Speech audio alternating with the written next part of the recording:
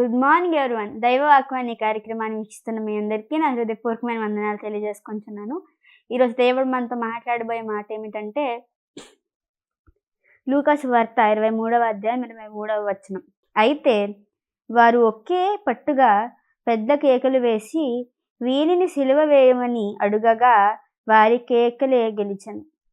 ఇక్కడ చూసినట్లయితే బరబ్బా అనే ఒక మోసగాడు, నరహంతకుడు, చాలా హానికరుడు, చాలా చాలా భయంకరమైన వ్యక్తి అనమాట. అతన్ని చెరసాలలో వేస్తారు. తర్వాత యేసయ్య అక్కడ రాజు ఏమని అడుగుతాడంటే, బరబ్బాని బయటకు తీసుకురావాలా, లేదంటే యేసయ్యని సిలువ వేయాలా అని అడుగుతారు. అడిగితే ఇక్కడ జనాలందరూ ఏమంటారు తెలుసా? బరబ్బాని బయటకు తీసుకొచ్చేయండి, యేసయ్యని సిలువేసేయండి అంటారు. ఇక్కడ మనం చూసినట్లయితే బరబ్బా ఏమో చాలా మోసగాడు, పాపం చేసినవాడు, భయంకరుడు, ఎంతోమందిని నరహంతకుడు, ఎంతోమందిని బాధ పెట్టిన వ్యక్తి కావాలంటున్నారు. సంతోషింపజేసే వ్యక్తి, స్వస్థపరిచే వ్యక్తి, అద్భుతాలు చేసే వ్యక్తి, కష్టాలు తీర్చే వ్యక్తిని ఏమంటున్నారు? సిలువ వేసేయండి అంటున్నారు. మనం కూడా ఎలాగే ఉన్నాం కదండి.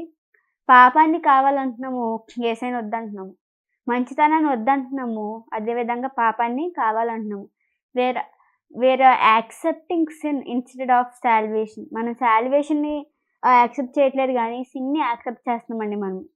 ఇక్కడ చూసినట్లయితే ఎంతోమంది మనం చూస్తాము, వాళ్ళు యేసయ్యని పక్కన పెడుతూ ఉంటారు, పాపాన్ని తీసుకుంటూ ఉంటారు. మనలోకి యేసయ్య రావాలి అని ఉండదు, కానీ పాపం రావాలి, ఇంకా పాపం చేయాలి, నేను ఇంకా నరహంత్యాలు చేయాలి, నేను ఇంకా మోసాలు చేయాలి, నేను ఇంకా బాధ పెట్టాలి అని ఒక వేలోనే ఉంటారు. కానీ ఇక్కడ చూసినట్లయితే ఇక్కడ ఎంతోమంది యేసయ్యని వద్దంటున్నారు. కానీ మనం అలా ఉండకూడదండి. ఈ కాలంలో యేసయ్య మనతో ఉండాలి, యేసయ్యతోనే మనం ఉండాలి.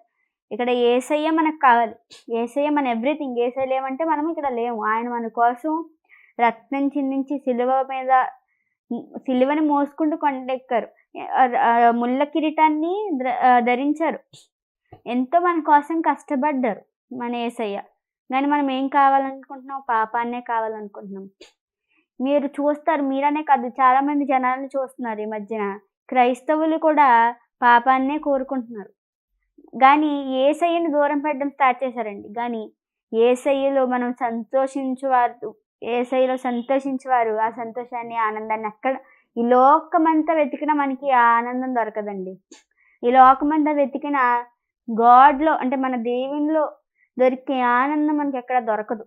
ఇక్కడ చూసినట్లయితే ఇక్కడ జనాలు కూడా పాపాన్ని కోరుకుంటున్నారు. ఇంతమంది జనం, అద్భుతాలు చూసిన జనమే పాపాన్ని కోరుకుంటున్నారండి. మీరు ఈ రోజు నుంచి మీరు పాపాన్ని దూరం పెట్టి సాల్వేషన్ని, రక్షణని, యేసయ్యని దగ్గర చేసుకుంటారని ఈ వాక్యం ద్వారా నేను నమ్ముతూ ఈ వాక్యాన్ని ముగిస్తున్నాను. ఈరోజు మిమ్మల్ని ఒక క్వశ్చన్ అడగాలనుకుంటున్నాను. ఒక ఊరుంది, దేవుడు ఎన్నో హెచ్చరికలు ఇచ్చినా వద్దనుకుని పాపాన్నే కోరుకుని ఊరందరూ చనిపోయారండి. ఆ ఊరి పేరేంటో మీరు కామెంట్ చేయండి. వాట్సాప్లో కాదు, కామెంట్ బాక్స్లో కామెంట్ చేయండి, మేము పిన్ చేస్తాము. ప్రార్థన చేసుకుందాం. మహాగణుడు మహోన్నతుడైన మా పరలోక తండ్రి, నీకు వందనాలు, స్తోత్రాలు, స్తుతులు తండ్రి. యేసయ్య మేము రోజైతే తండ్రి ప్రభా పాపాన్ని కాకుండా నిన్ను తండ్రి ప్రభా మేము కోరుకోవాలి. ఆ జనాల్లా కాకుండా తండ్రి నిన్ను మేము కోరుకోవాలి అని మేము నేర్చుకున్నాం ప్రభా. యేసయ్య అది మా జీవితాల్లో నెరవేర్చండి అయ్యా. యేసయ్య సమయాన్ని హెచ్చించుకుని వెంటనే ప్రతి ఒక్కరిని దీవించండి, ఆశీర్వదించండి, బలపరచండి, ధైర్యపరచమని యేసు దివ్యనామం అడుగుచున్నాం తండ్రి. ఆమేన్.